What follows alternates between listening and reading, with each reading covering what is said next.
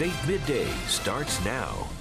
Hey, good morning to you and happy Friday. We've made it to the end of the work week. Thanks for joining us today on Midday. I'm Emily Kinzer.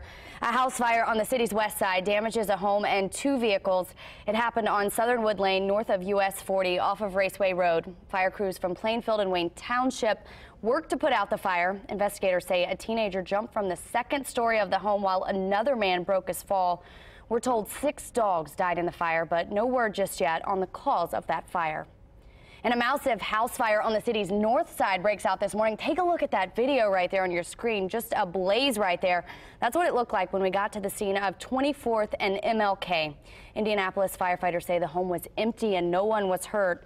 IPL was also called out because of a nearby power pole caught on fire. Wow, incredible video there.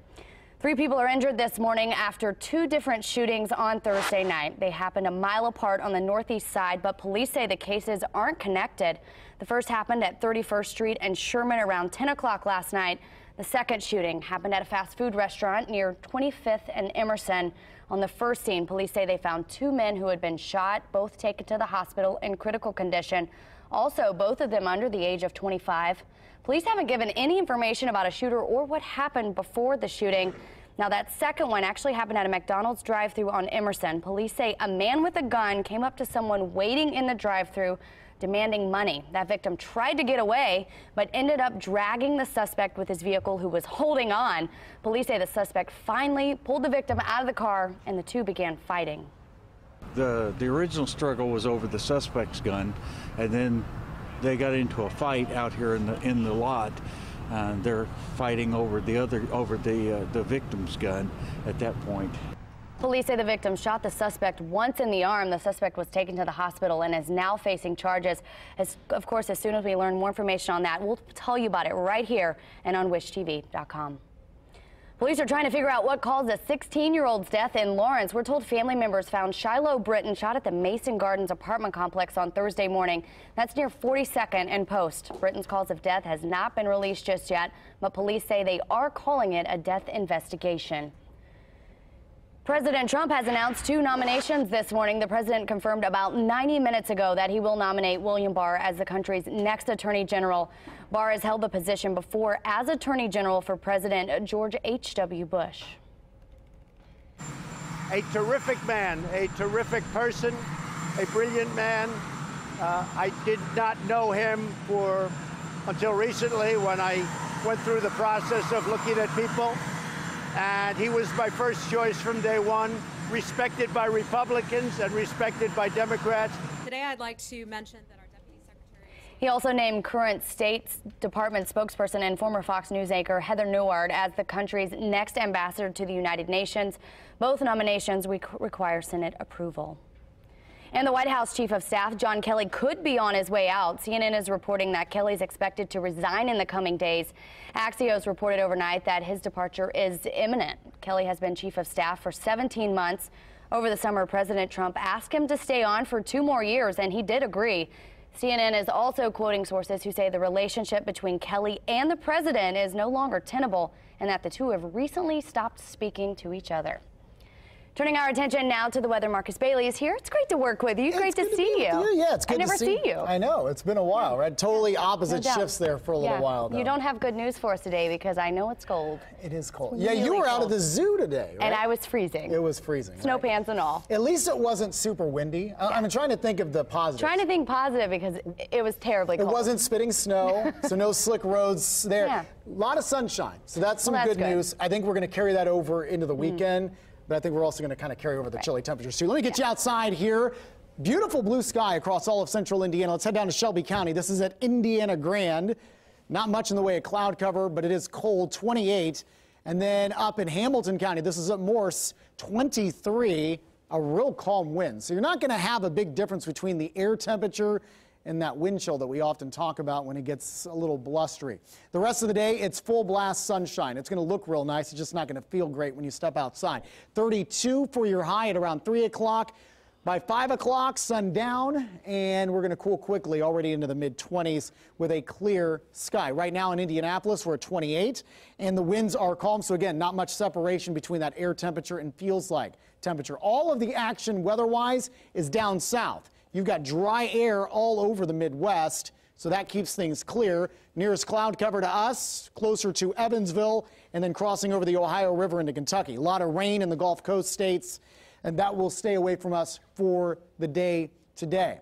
Right now, again, upper 20s and low 30s. We're on our way to highs only in the low 30s. 32 in Lafayette, 32 as well in Muncie, 32 here in Indianapolis, 35 in Shelbyville, and nearing 40 down south. Seymour and Bedford, I have you right around 39. Coming up, we do have a potent winter system moving through the eastern half of the country. Will that impact us this weekend? I'll have the answer in my Storm Track 8 forecast in just a few minutes. Marcus, thank you. We'll see you then.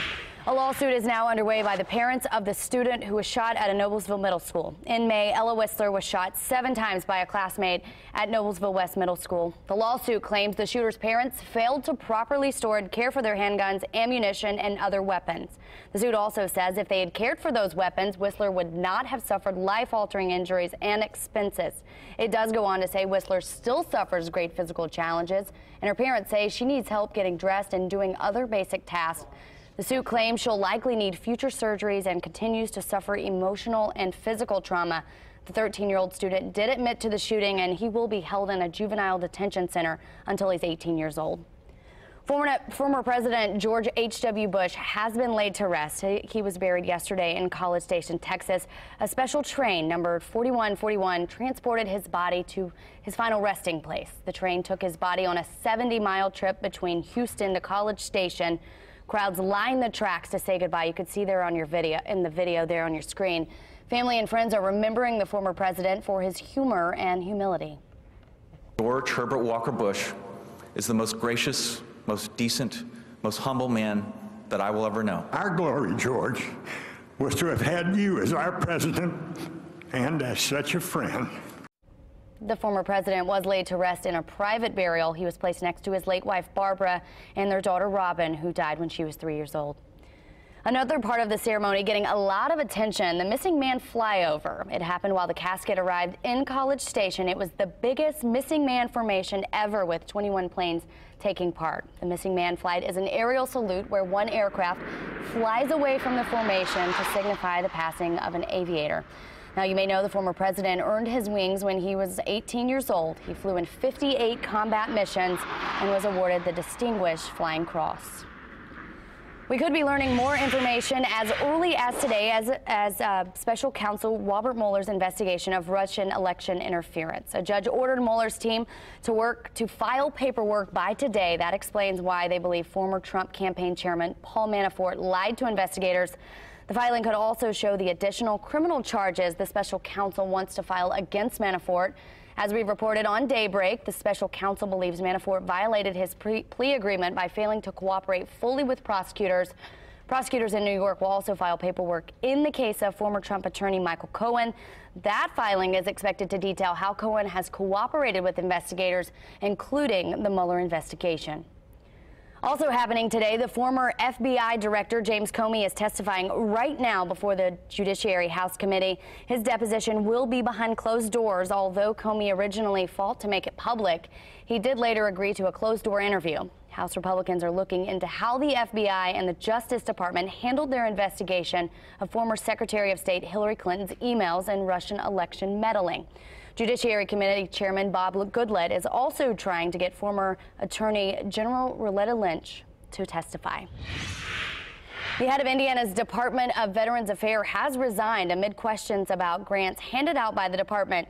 Governor Holcomb announced the resignation of Jim Brown. Brown had been director of the department since February of 2013.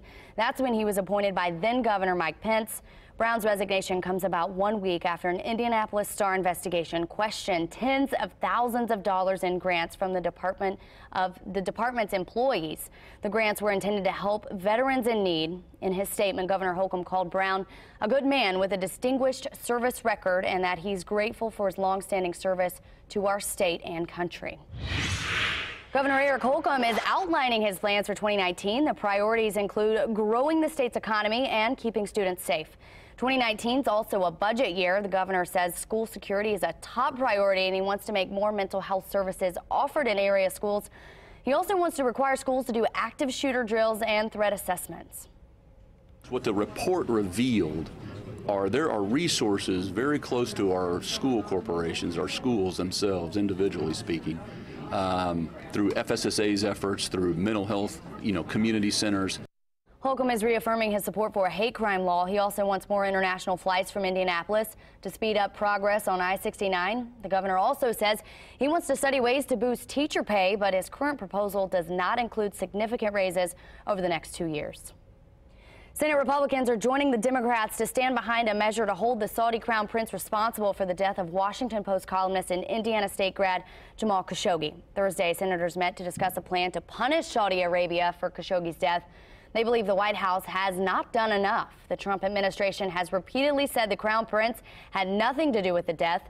Some senators felt differently after hearing a briefing from the CIA director, including Indiana Senator Todd Young. We need to send a message in the wake of the Khashoggi revelations that the United States does not condone, sanction, and cannot turn our face away from this sort of violence. As we reported on Daybreak, Jamal Khashoggi was killed after entering the Saudi consulate in Istanbul for routine paperwork at the beginning of October. December 7th, 1941, a date which will live in infamy. Happening today, the country will remember the attack on Pearl Harbor. 77 years ago today, the Japanese Imperial Navy struck Pearl Harbor Naval Base in Hawaii. More than 2,000 Americans died from the bombings. Just 1 day later, the U.S. declared war against Japan, thrusting the nation into World War II. Purdue superfan Tyler Trent is the recipient of a national award. Next at midday, you're going to hear his reaction to the recognition.